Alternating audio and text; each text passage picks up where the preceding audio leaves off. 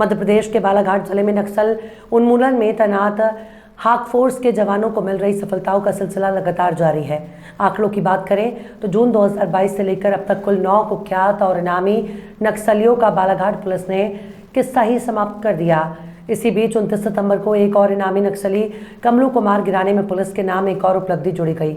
28 सितंबर को hoc force और SOG team को रूपझर थाना इलाके के कुंदल और कोदापार के जंगल में नक्सलियों के पैर जमाने की सूचना मिली थी, जहां सूचना की तस्दीक के लिए हॉक फोर्स के जवानों की टीम सर्चिंग पर रवाना हुई और जवानों का नक्सलियों से आमना सामना हो गया, जहां पुलिस फोर्स को देख नक्सलियों ने करीब 120 राउंड फायर किया।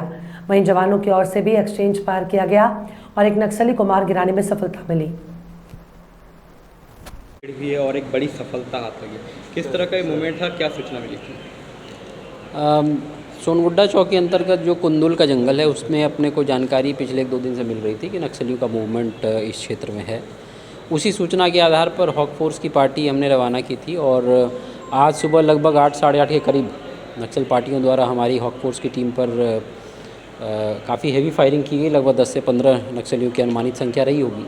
उसके जवाबी फायरिंग में एक नक्सली को हमने मार गिराने में सफलता हासिल की हमारी टीम ने। ये जो नक्सली था वो सबसे पुराने कैडर्स में से एक था। जब एमएमसी जोन का गठन हुआ था 2014-15 से यहाँ पर कमलू नाम का ये जो है वो एक्टिव रहा है। इसके ऊपर 3 राज्यों को मिला के लगभग 14 लाख का इनाम है।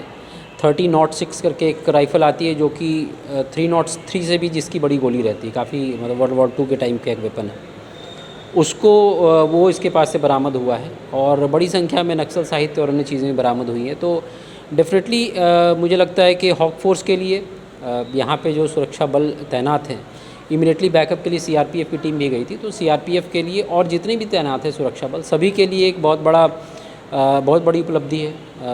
इस एरिया के लिए बहुत बड़ी उपलब्धि है और आने वाले चुनाव को देखते हुए एक तरह से हमारी तैयारी का अंदाज़ा इससे लगाया जा सकता है। सर, काफ़ी कम उम्र का देखने में मिल रहा है और कितने अपराध इसके खिलाफ दर्ज हैं? अभी तक हमें तो सिर्फ अपने ज़िले से जानकारी प्राप्त हुई है, तो लगभग 24 अपराध इसके ऊपर अलग अलग थानों में पंजीबद्ध हैं, जहाँ पर ये अपने दलम के साथ एक्टिव रहा है। शुरू में टांडा दर्रे कसा दलम जो कि सदर्न पार्ट बालाघाट का है उस एरिया में एक्टिव रहा है और अभी रिसेंट कुछ टाइम से मलाजखंड दलम जो कि सेंट्रल एरिया है बालाघाट का, वहाँ पर इसकी मूवमेंट ज़्यादा दिख रही थी।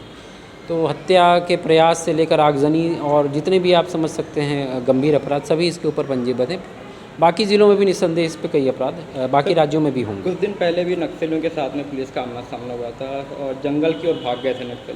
तो क्या उस ग्रुप का कुछ कनेक्शन इस ग्रुप से कुछ मिलता है? बिल्कुल हो सकता है, क्योंकि वो भी दलम जो है वो मलाजखंड वाले एरिया में ही हमारा एक एक्सचेंज ऑफ फायर हुआ था, कोदापार कोरका के जंगल के ऊपर।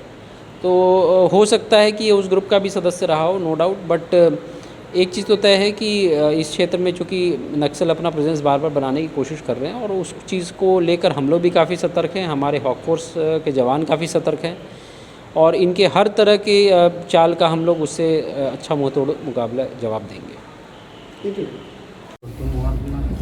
ये आज एक बहुत ही अच्छी कार्रवाई हुई है। हमने एक काफ़ी बड़ा ऑपरेशन लॉन्च किया है, एक ज्वाइंट ऑपरेशन जिसमें हॉक फोर्स, सीआरपीएफ और लोकल पुलिस इन्वॉल्व है।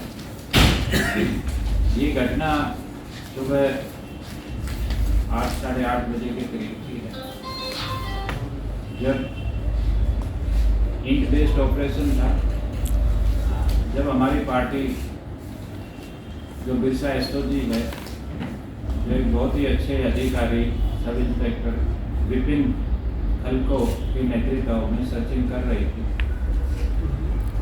तो अचानक नक्सलियों के द्वारा फायर किया गया। इधर से इन्होंने भी जवाबी कार्रवाई की, दोनों तरफ से गोलियां चली। फिर जब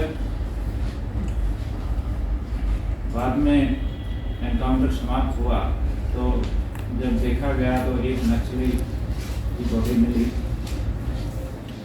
बाद में इसकी पहचान कमलू के नाम से हुई है। ये बीजापुर का रहने वाला है। 2015 से एमएमसी जोन में काम कर रहा था। पहले टांडा में काम किया, आजकल ये मलाजखंड में काम कर रहा था। इसके पास से 30-06 राइफल मिली है, जो काफ़ी एक घातक हथियार है। अभी पूरे इलाके की सर्चिंग जारी है। काफ़ी पार्टियां सघन सर्चिंग में लगी हुई हैं, अपनी CRPF हो और DF। काफ़ी लोग घायल हो सकते हैं, तो हम आसपास पूरे एरिया को दिखवा रहे हैं